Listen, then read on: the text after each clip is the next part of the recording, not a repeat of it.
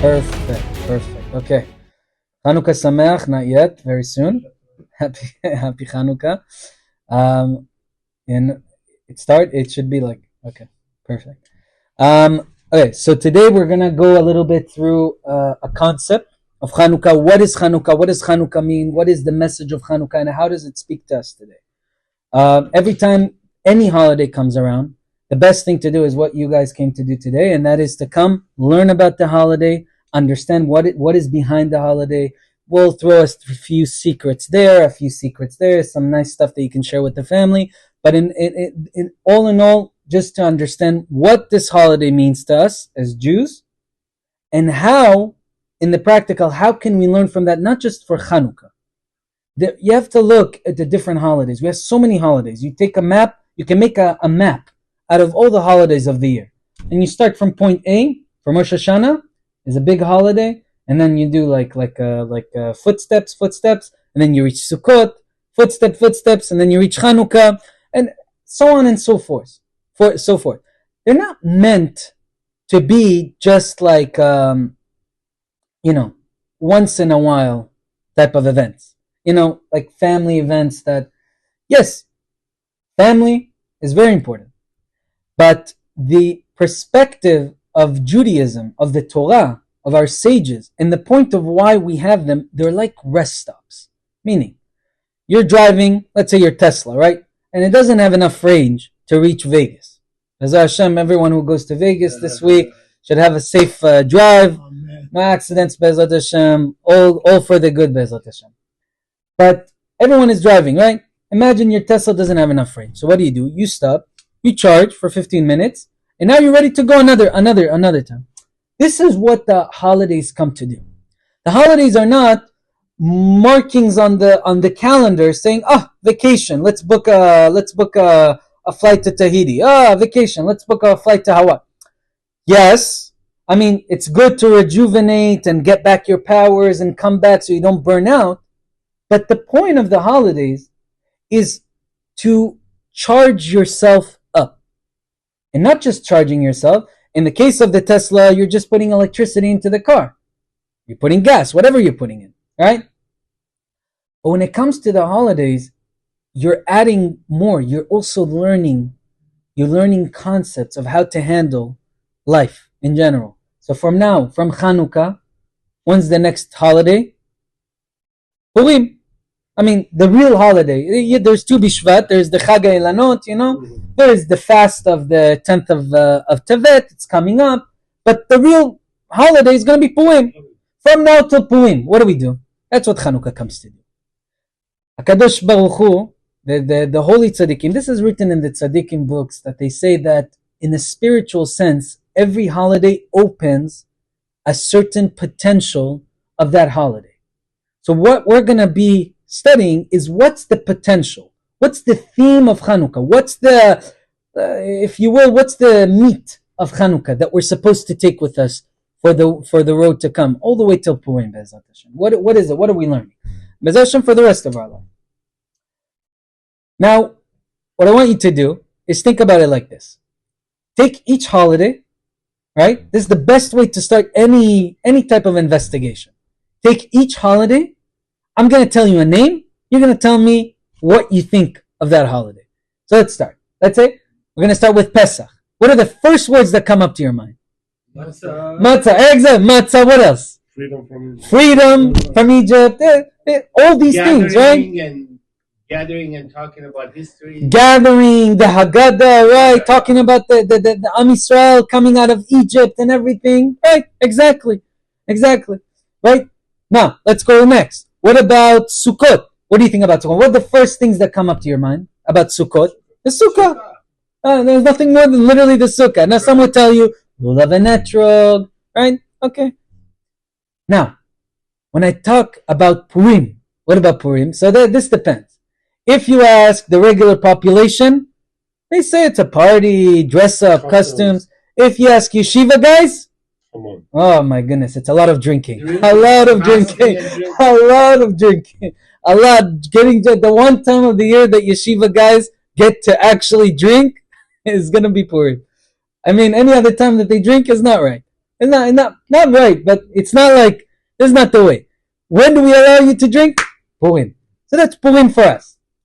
And when I talk about Chanukah, now, those who love donuts will say donuts. The kids will talk about the dreidels. You spin them around.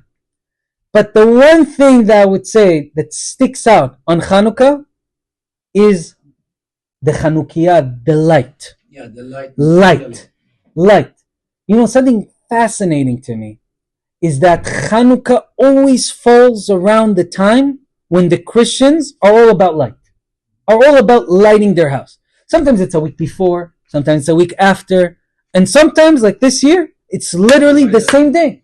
The same day that Kretzmach is happening, same day Chanukah is also happening. Chanukah, if anything, for us, when we grow up and everything, now I grew up in Israel. We didn't have the holiday, that holiday, the Christian holiday. But when you come to here, I can only imagine that the kids who grew up over here, they grow up with, there's just lights. Everyone, whether you're celebrating Chanukah, whether you're celebrating Kretzmach, there's always lights. You're just lighting. They're lighting a tree, we're lighting the menorah. It's the fascinating idea of like two religions that are just, one, Esav and Yaakov. Esav and Yaakov. Literally, that's what's going on. There's Esav, and then there is Yaakov. As we know, Esav is the kingdom of Edom. As we saw this last week's parasha, he's the father of all the Romans and the Greeks. They all come from Esav. Now, to be more specific, it's not that simple. Who are the generations of Esav?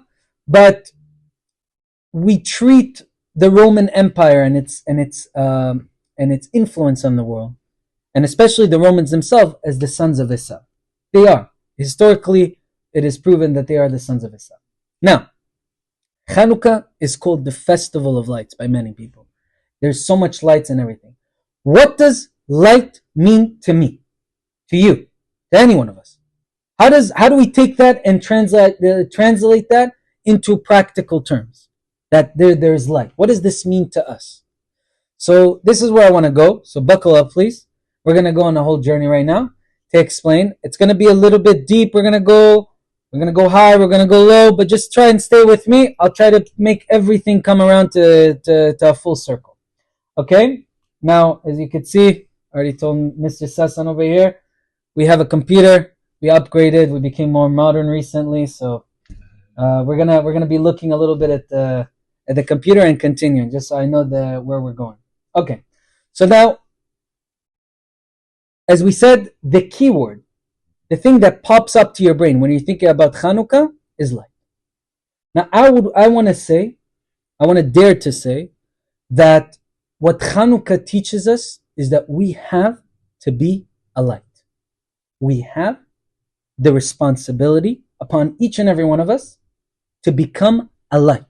A light for what? Let me explain.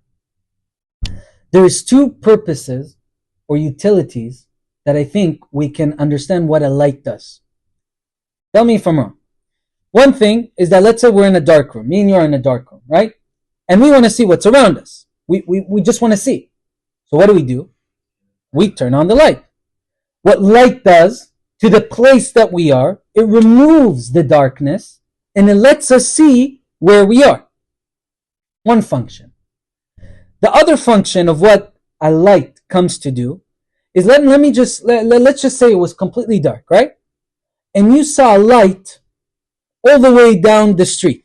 You can't see anything. You saw a light. What does that show you when you see a light? It shows you, oh, there's something there. A light guides.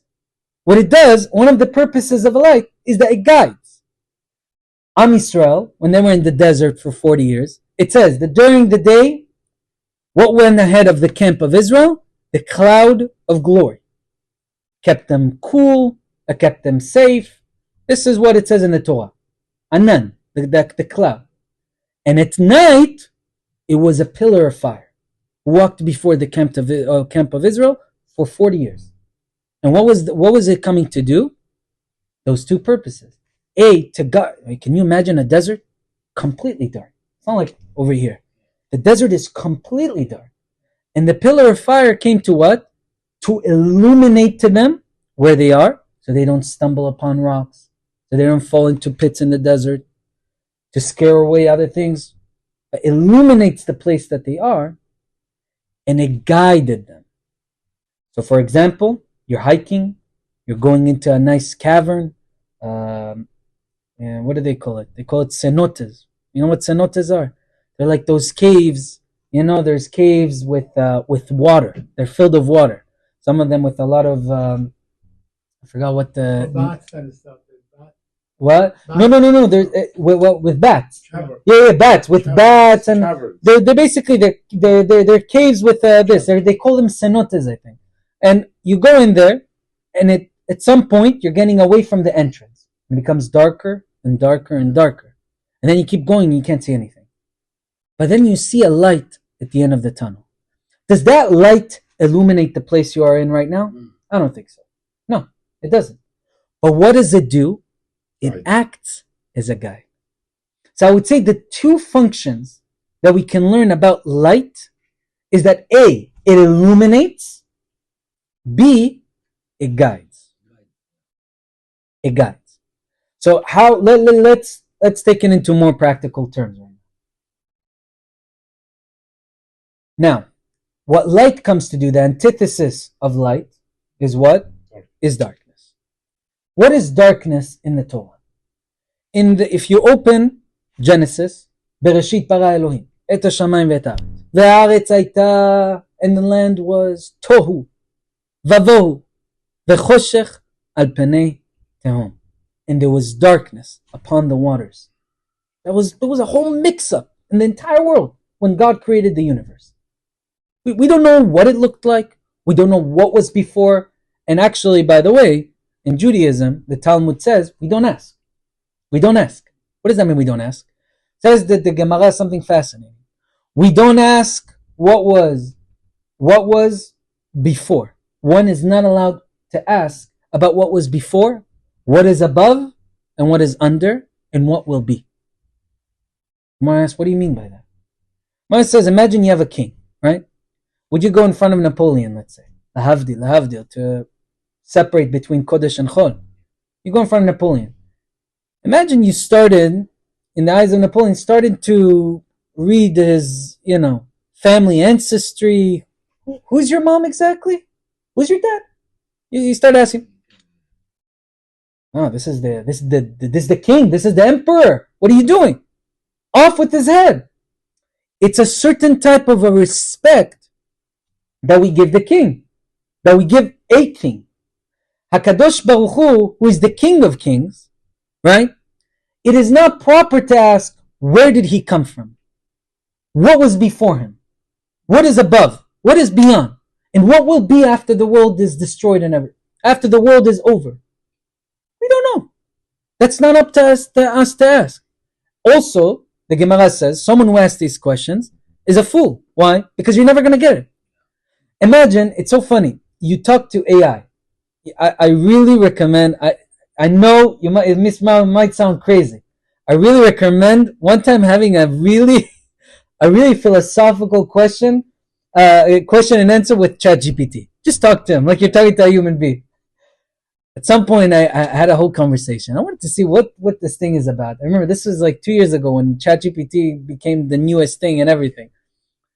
And I asked it, okay, do you know what sadness feels like? Do you know what love feels like? Do you know what happiness feels like? And he says, yes and no. Meaning, I know what it feels like because I am a program written, black and white, basically. I'm written. And through the writings of how my program is, I know what it is. But I cannot experience it like you guys. Yeah. So then I asked, okay, so now tell me straight up, just tell me the answer. Do you know, can you comprehend even what it means to be a human? And the answer was, no. When I saw this, I realized something fascinating about us humans. I mean, we created a program, AI, is one of these inventions. You know, the Chafetz Chaim. Chafetz Chaim was, his name was Rav Yisrael Miradim, Rav Yisrael of Radim. Rav Yisrael HaKohen, he was the Kohen. He was very special. He revolutionized the Jewish world. He lived in the last century, passed away in 1921. Before he passed away, he said, it is recorded in 1921. He says, there's a great darkness coming over the Jews. Pray as much as you can for the saving of the Jews. In Shamayim, there's a big fight. In the heavens, there's a big fight. This is 1921, right before, very close to the Holocaust. Chafetz Chaim revolutionized the world of Torah, the world of Judaism. He came out with a book that no one ever really came up with. The book is called Shemirat Halashon, keeping of the tongue. It's a full book, big, full book, that teaches us the laws of saying Lashon Hara, or to be more correct, of not saying Lashon Hara, of not saying bad mouthing other Jews, our brothers and sisters. There is a whole book that he went through. He went through all the sources in the Talmud, in the Torah, in the Zohar, in the Midrash, in every single book that you can find, and he wrote the laws from Maimonides. Of course, everything was written before. He just compiled it into laws that are direct and they're final about what are we allowed to and what we're not allowed to. Now, I can tell you one thing. As someone who learned the book, and I still haven't finished it, but as someone who learned the book, I still haven't found one time where I'm actually allowed to say Lashon Hara. I'm actually allowed to badmouth. There's so many conditions. It has to be, there's like a famous Gemara, there's a famous Talmud, passage in the Talmud where the rabbi said anything that is said in front of three people. So let's say I said, Reuben slipped over a banana in front of everyone when he was about to sing. Funny. If I said this in front of three, even though I did a sin, once I said it in front of three, those three people are allowed to say it to other people. What? What are you saying? How is this allowed? That's the Gemara, because what? Something that is said in front of three people is for sure going to be said in front of everyone. Says the Chafetz Chaim, you're forgetting about other passages in the Talmud. And when you put the puzzles together, the only way you're allowed to say something like that is only if you mean to help, which most probably you're not meaning to help. Also, the people who heard this and let themselves, and they believe in this, they're transgressing the Isur of Lashon Hara. So meaning, when someone says bad mouth, let's say I come over to you and I said, this and this did this and that, the first thing as a Jew you have to do is to say, I don't believe. Na mekabel. I'm not accepting. Not accepting. You don't understand. People have been trying to find a time when you're allowed to say, and what we found is that you're not even allowed to say Lashon Hara about yourself. You're not even allowed to say Lashon Hara about yourself. You're not even allowed to badmouth yourself. We learned that from the prophet Isaiah, where the prophet Isaiah said, Tames fatayim anochi, said to HaKadosh Baruch Hu, how can I prophesy? I am tames fatayim. I am impure. My lips are impure. I'm not deserving. Came an angel in a dream and fed him coals and burnt his tongue. The Gemara learns from here, one can never badmouth himself. So the rabbis say today, so when are you allowed to badmouth someone else? Unless you go into a room, no one is there hearing you, and you just scream, I hate him, he did this, and he did that. That's the only time it's allowed. Otherwise, there's no way we permit, even to non-Jews, which most of the time we find there's a difference in this aspect, even though you might hear some people say, you're allowed to say Lashon Hara about non-Jews. It's not true. Now, the only time you are allowed to say Lashon Hara and it's not bad-mouthing is Rasha. Let's say there was a new guy who came to our shul and he's promoting Jews for Jesus. Mm-hmm. We know this organization, right? Yeah. We know this organization. All of us know about it. And unfortunately, I know someone personally who is there. It's sad. I mean, in that case, we're allowed to say all the Lashon Hara. We're allowed to, again, as long as we're staying on point. Even then, I wouldn't play around because every Jew is fire, and this guy obviously is a Jew who is a little bit messed up in the ways he understands things. Okay, let's not judge him too much. But to save other Jews from this downfall, we're allowed to go and say, how can this or this, blah blah blah, and to stop people from going there. That's the only time that we find. Now the Chafetz Chaim said, and he revolutionized the world. He lived till 102. His sons, his wife, his students say that this man never badmouthed, never will badmouth. Listen to the point of where this man reached, this holy man. Now remember, someone who doesn't badmouth, HaKadosh Baruch Hu says, whatever beracha he gives to other people is going to be accepted. Batigzo omer vayakom lach. He can decree, HaKadosh Baruch Hu mekayem. Whatever he says, HaKadosh Baruch Hu will fulfill. Someone who doesn't badmouth. Someone who keeps his tongue. Why? Shomer piv ulshono shomer mitzarot nafsho. Says Shlomo HaMelech something smart.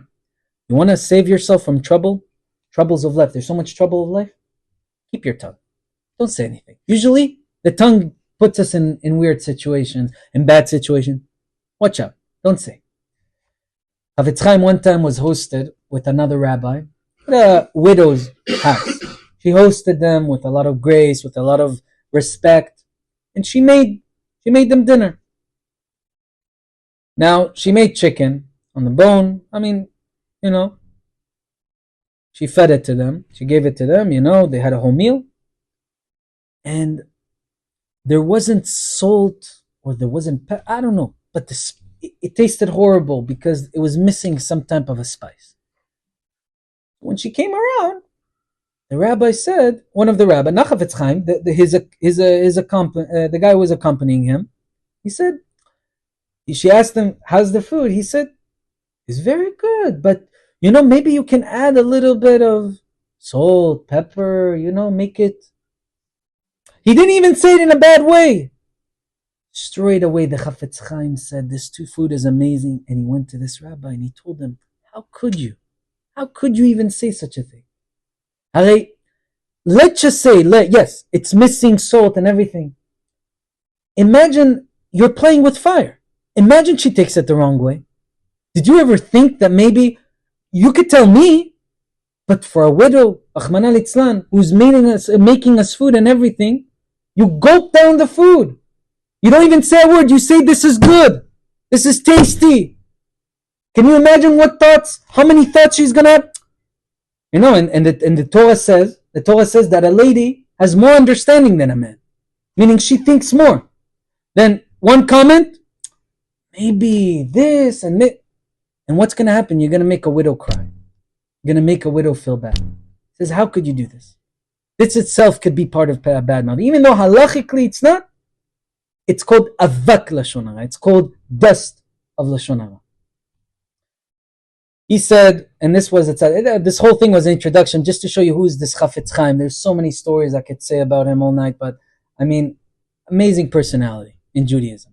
Revolutionized the world. But he said, the point of technology, as Jews, how do we look at technology that is getting more technological and more advanced, is to teach us about our religion. You see, people had a hard time believing that HaKadosh Baruch Hu watches each and every single one of us. But now when you realize that the Chinese government came out with an AI program to the point that the AI program, they installed cameras all over China, and they want to do a point system, reward system. If you're a good citizen, a bad citizen, if you heard of this is something crazy. And they can tell from artificial intelligence, they can recognize your face and see if you do good. If you helped a grandma cross the street, you get more points. You get more chance of social status. You get more chance of getting a bank loan and everything. This is crazy stuff. 100 years ago, can anyone ever believe that? And these are humans. How hard it was for people to believe in the emunah of the Jews. And now we're going to go into something crazy. The Greek kingdom, the Greek empire. The Greek empire. What was the fight between the Greek empire and the Jewish nation? The sages of the Jews believed in something called hashgacha pratit. meaning that it is specific providence from God. Meaning, each and every one of us, HaKadosh Baruch Hu knows everything that we did today, from A to Z. He's watching over us every single second, and everything. Kol ma'asecha b'sefer nichtavim. Anything that you do is written down in a book. Everything is recorded. Everything. Nothing goes unnoticed, no matter where you are. Even in the bathroom, where people say, "Oh, there's no God." Everything goes into Hashem's, into your book, into our book up there. How hard it was to believe. The Greeks used to believe in God. The great Greeks. I was reading the other day the book called Against Apion. This was a book written by Josephus Flavius, Yosifun, who was a great Kohen sage from the time of the Second Temple. He was there for the destruction of the Second Temple. And the king of Rome, the Caesar, loved him a lot. He became one of the authors of Rome. And he wrote the book. I really suggest reading the book. And he has a letter called Against Apion. Apion was one of the Greek philosophers who made Judaism seem like one of the worst religions, and that therefore that the Caesar should prosecute them and everything. And Josephus defended Judaism with all his might, going through the laws and how much of a beautiful religion it is. And he writes over there, Josephus, and he says, even the greatest, even Plato and Aristotle, they didn't believe in the Greek gods and Zeus, Helen, and all these things. They were smart. They weren't stupid. They weren't led to believe that there's gods who act like human beings, who have lust, who have this, who have that. They knew the reason behind it. They actually followed Moshe Rabbeinu's way. They actually said, this is what he writes. He was in their time. It wasn't in Aristotle's time. But he was in their time. He was in the time of the great Greek philosophers and the Roman philosophers. And says Josephus, they all knew the beauty of Judaism. They all knew the beauty of Torah Moshe. And they followed it, even though they never agreed to it. Because many of their concepts, especially Plato's, he says, come from the Torah Moshe, from the Torah that Moshe commanded us from HaKadosh Baruch Hu. Many of their concepts. He says something fascinating. He says, what was the Greek religion made for? The Greeks were immoral people, degenerate people. They wanted to do everything. They wanted to be free. They lived in a world where believing that there is no God was the most disgusting thing you could do. There was no such thing as no God. Remember, only atheism and the belief that there's no God in the world started only 500 years ago. And then it was small. Today, secularism and atheism is a big thing. But there was never such a thing. Everyone believed in gods. Everyone. Some kind of God. It's some kind of God. Everyone believed that there's a higher power. You're a fool if you don't believe, because look at this world. It's so simple. I mean, as much as they were wrong, look at the difference between our generation and their generation. The generation of the world today has a hard time believing that there's a God, even though it's so clear that there's a mastermind of creation. Then you can ask, okay, how many gods? Who is the God? Is it, Scientologists, they say it's a great lizard, Rahman al-Itzlan, stupid understandings of what it is, That was what the Greek people, they knew. They can't say, oh, there's no God. We're free. We can do whatever they want. So what did they do? They masked it in the many gods that they have. Many gods. And if you read even a little bit of Greek mythology, you realize how messed up in the head these Greek people were. They basically had their own desires inside, but they didn't want to seem like they're bad people. So look, Zeus did it.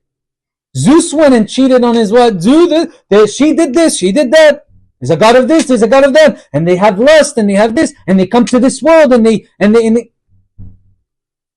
what they did is what Rabbi Yochanan said in the Midrash 2,000 years ago.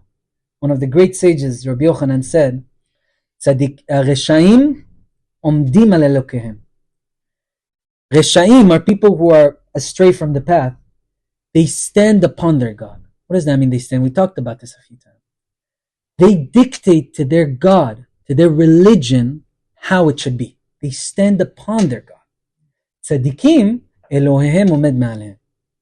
When it comes to tzadikim, to the righteous people, they have a religion, they have a God, there's someone who commanded, he is above them. He dictates to them. In our generation, we reached the point that we don't need to invent all kind of gods. You can just say, oh, there's no God, and just go throughout the world. Greeks brought upon the world darkness.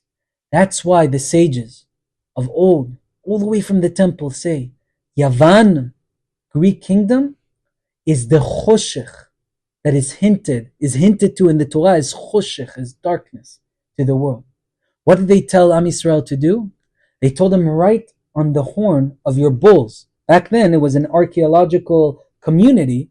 So how they made money and anything? Each one had a field. And they had bulls, right? That they would plow the fields with. Write on the horn of your bulls, Ein lanu chelek be'elokei Israel. We have no part in the God of Israel. That's what they make them do. There's the sages, this is the Greek kingdom. Choshech al penetom, the darkness upon the water, is the Greek kingdom who darkened the eyes of Israel, who darkened Am Yisrael. They brought darkness into the world, secularism, and a form of it. A form of saying, I am free. I am free. There's nothing upon me. I can do whatever I want. There is no endin. There's no judgment. Ve'en dayan. There's no judge. Nothing. We can do whatever we want. Go ahead. You're okay. That's the Greek Empire. That's what we fought against on Chanukah. Now, look at this. What is the purpose of the world? We said this so many times. Bereshit bara Elohim. For two things HaKadosh Baruch Hu created the world. Am Yisrael and the Torah. And it's not separate. How do I know it's not separate? How do I know they're intertwined? Because in the Torah it says every single day, there was night, there was day, first day number 1. There was night, there was day number 2. When it comes to day number 6, what does it say? Yom Hashishi. Hashishi, the 6th day. The? You say 6th day. What's the 6th day? Hashishi. Yom Hashishi vaychulu hashamayim ha'aretz. Say, our sages tell us that HaKadosh Baruch Hu made a condition with the entire creation that he just made in the past 6 days. If Am Yisrael accepts the Torah on that 6th day, which day? The 6th of Sivan, Chag HaShavuot, the day of Shavuot, where Am Yisrael accepted the Torah upon themselves. If Am Yisrael accepts the Torah, the creation continues. But if Am Yisrael takes up from themselves the Torah and they do not accept the Torah, they return this entire world to Tohu. The entire world stands upon Am Yisrael accepting, preserving, guarding, and teaching the Torah. Am Yisrael is the light to the nation. How many times in Isaiah, in the prophet Yeshayahu, he says, you shall become a light unto the nation. You're the one who illuminates the dark places. And you're the ones who, when it's so dark and people are too far away from the light, you are the light in the end of the tunnel that guides not just Jewish people, but the nations. And you show them the beauty of this world. You show them how happy you're supposed to be with your life. That's what Judaism is all about. And if the creation, HaKadosh Baruch Hu said, I created this entire world for Am Yisrael. Now who is Am Yisrael? V'atem tiyu li mamlechet kohanim. In Shemot, in the book of Shemot, HaKadosh Baruch Hu says when he takes out Am Yisrael, and you shall be to me a kingdom of priests, of kohanim. All of us are kohanim. You are a kohen compared to all of us. But all of us together are kohanim compared to the entire world. And what is the job of a kohen? Says the famous prophet Malachi. Says, Ki siftei kohen yishmeru dar. I actually wrote the translation over here. Fascinating words from Malachi. He says, listen to this.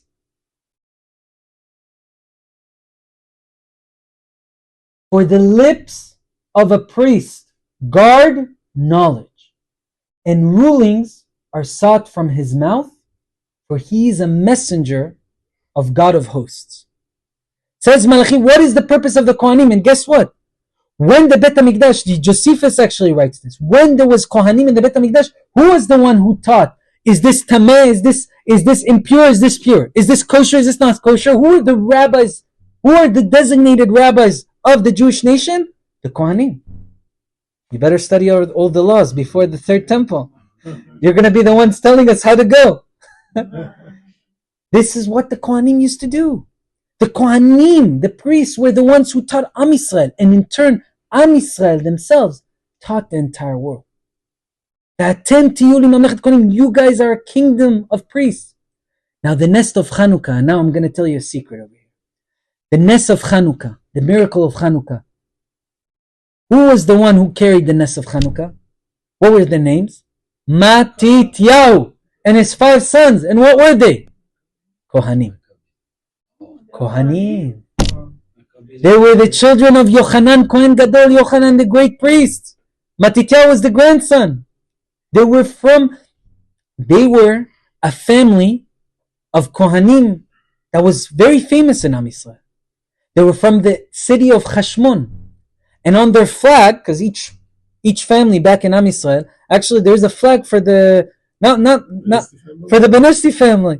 I see if you search this up, but not my side, the side that comes from Spain. They have a very nice flag. I told Eden maybe we should adopt this, put this as a frame. Maybe we should start walking around with the flag. It's a very nice flag. I don't know which Benesti side because there's a lot of Benestis, Turkish, Moroccan, Syrian. But one of them from the Spanish side, they had a very nice. They have like a lion who is on top of a castle looking up at a star. It's a very nice sign. Their flag, the Maccabees. Where's the Maccabees?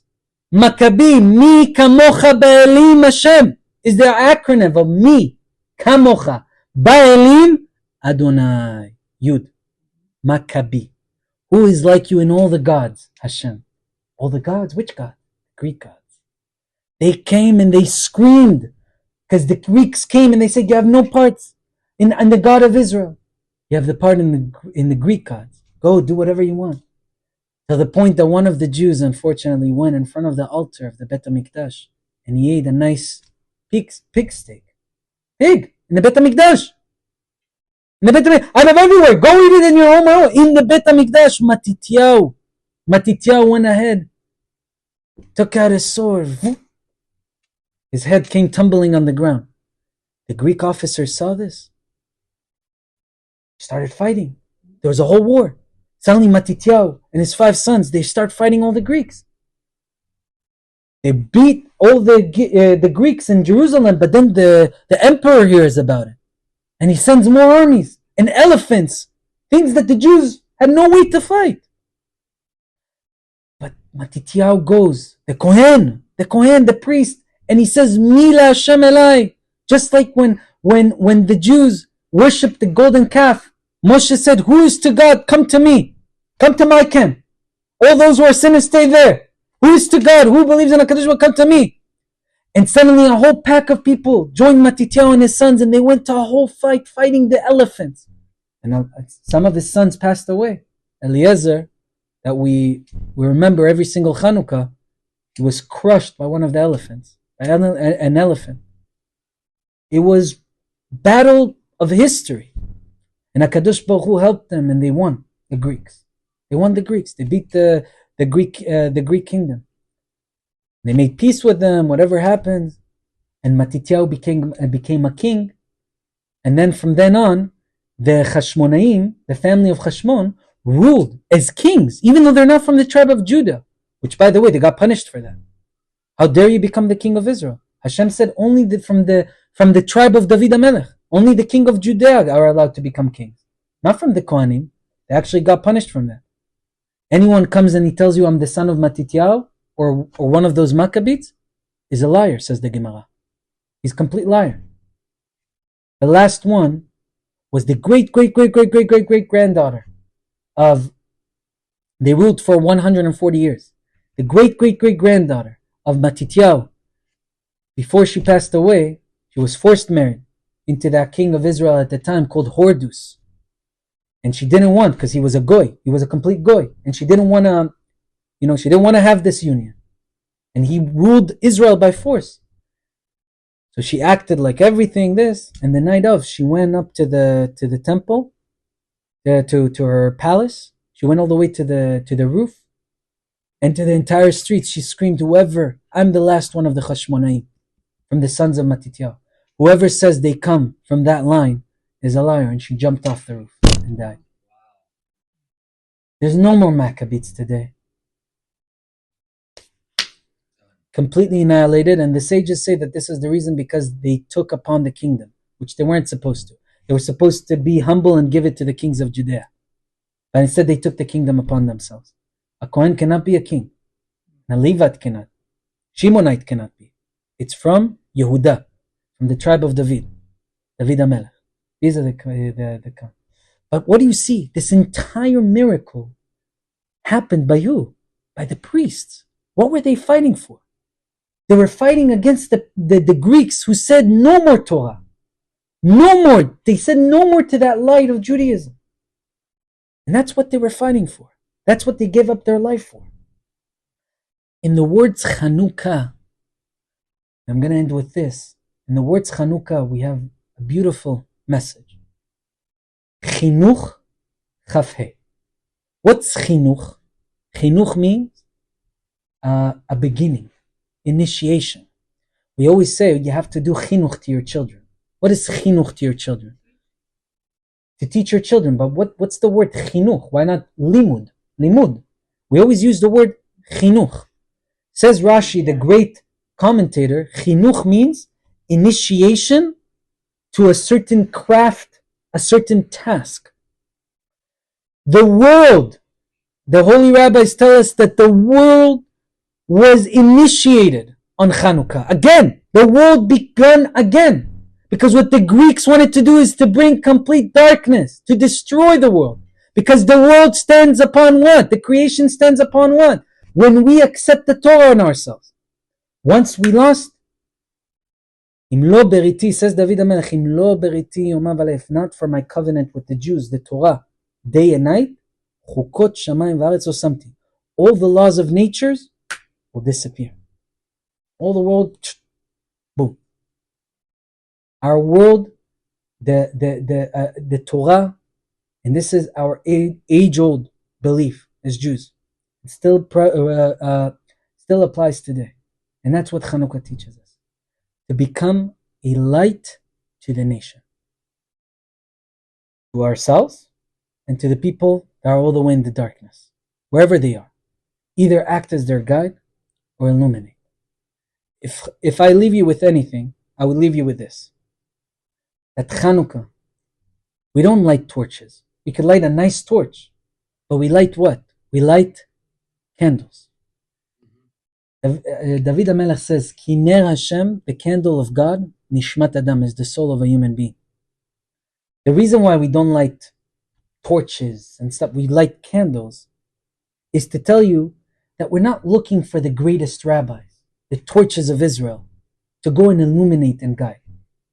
Every single Jewish soul has the requirement to be a guide in the workplace, at home, at business meetings. Be that person who illuminates. Be that person who guides. Use the wisdom that you're learning from the Torah every single week in your life and show to the non-Jews, show to the Jews who want to be like non-Jews why they shouldn't. If we focused more on helping and not just relying on Chabad to do the outreach, not just relying on the big rabbis, the torches to do the outreach. What about yourselves? What about us? We have to go and become the light. That is the story of Chanukah. That is the idea that I just wanted to share with you today. Hazakubo. Thank you. Thank you. If you have